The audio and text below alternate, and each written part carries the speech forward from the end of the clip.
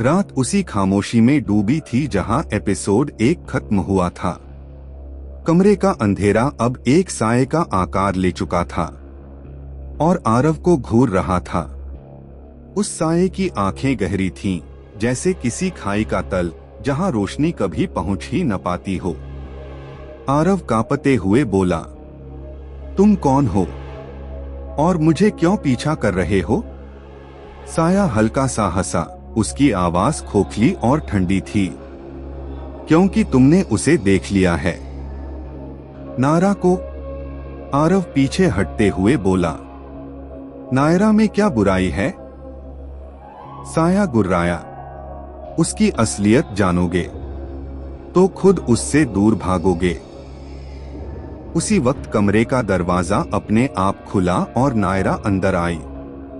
उसकी आंखें चमक रही थीं, नीली, तेज और अजीब उजाले से भरी हुई। बस उसकी आवाज में शक्ति थी। साया कुछ पल के लिए कांपा, फिर हवा में धुंध की तरह गायब हो गया।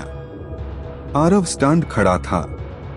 नायरा धीरे धीरे उसकी तरफ बढ़ी। उसकी आंखों में डर और मोहब्बत का अजीब सा मेल था। तुम ठीक हो? उसने पूछा। आरव धीरे से बोला, अब तुम बताओ, तुम कौन हो? नायरा की आंखें भर आईं। वह खिड़की के पास गई, चांदनी की तरफ देखते हुए बोली, मैं इंसान नहीं हूं आरव, मैं एक परछाई रक्षक हूं। आरव सन्ना, परछाई रक्षक मतलब?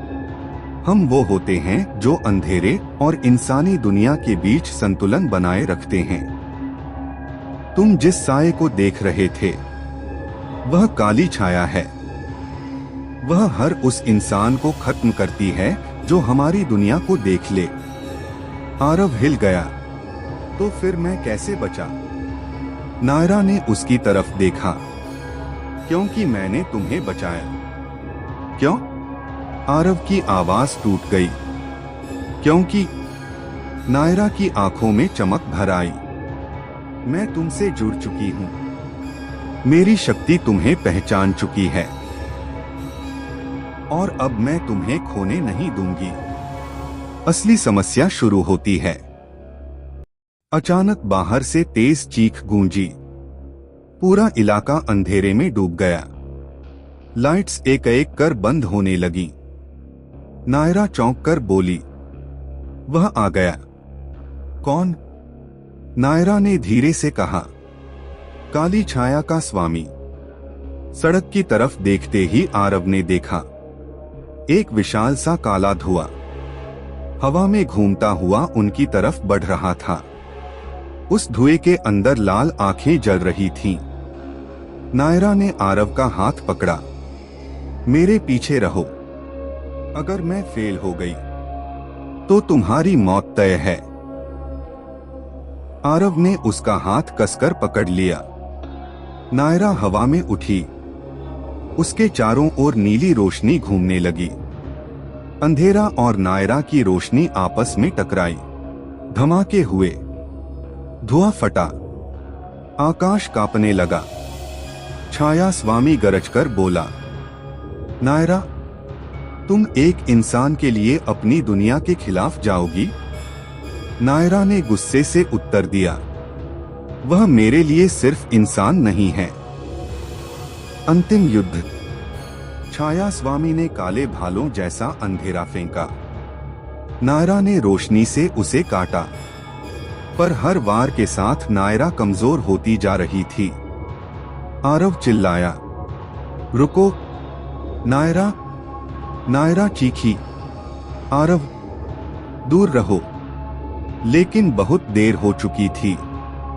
छाया स्वामी ने आरव पर वार किया। नायरा बिजली की गति से आगे आई और वार खुद पर ले लिया। उसकी चीख से हवा थम गई। उसके शरीर से नीली रोशनी फूटने लगी। आरव उसे पकड़ते हुए रो पड़ा। नायरा, मुझे छोड़कर मत जाना। नायरा कमजोर मुस्कान के साथ बोली, अगर मैं मर गई तो छाया स्वामी भी खत्म हो जाएगा। आरव की आंखें फैल गईं। क्यों? नायरा की सांसें टूटने लगी। क्योंकि वह मेरा अंधेरा है। मुझ में और उसमें एक ही ऊर्जा बंधी है। छाया स्वामी पीछे हटने लगा। नायरा की रोशनी उसे जला रही थी। नायरा ने आखिरी बार आरव का हाथ पकड़ा। उसकी हथेली ठंडी पड़ती गई। आरव, तुम मेरी रोशनी हो, इसलिए मैं जा रही हूं तुम्हें बचाने के लिए। उसका शरीर हवा में घुलने लगा, जैसे चांदनी का टुकड़ा धीरे धीरे टूटकर बिखर रहा हो। और उसी के साथ छाया स्वामी चीखते हुए राख बनकर उड़ गया। अचानक चारों ओर शांति छा गई। आसमान साफ हो गया। चांद निकल आया। पर नायरा अब नहीं थी। भावनात्मक अंत। आरव वहीं बैठ गया, खाली आसमान की तरफ देखते हुए। हवा में अब भी नायरा की हल्की खुशबू थी। उसने धीरे से फुसफुसाया, अगर रोशनी सच्ची हो तो कभी खोती नहीं। उसी क्षण हल्की सी नीली चमक आरव के हाथ पर उभरी। ठंडी, नरम, ठीक वैसी ही जैसी नायरा की थी। और हवा में किसी की मधुर आवाज गूंजी, मैं गई नहीं, बस तुम्हारे अंदर छुप गई हूं। आरव की आंखों में आंसू भर आए, मगर होठों पर हल्की मुस्कान थी।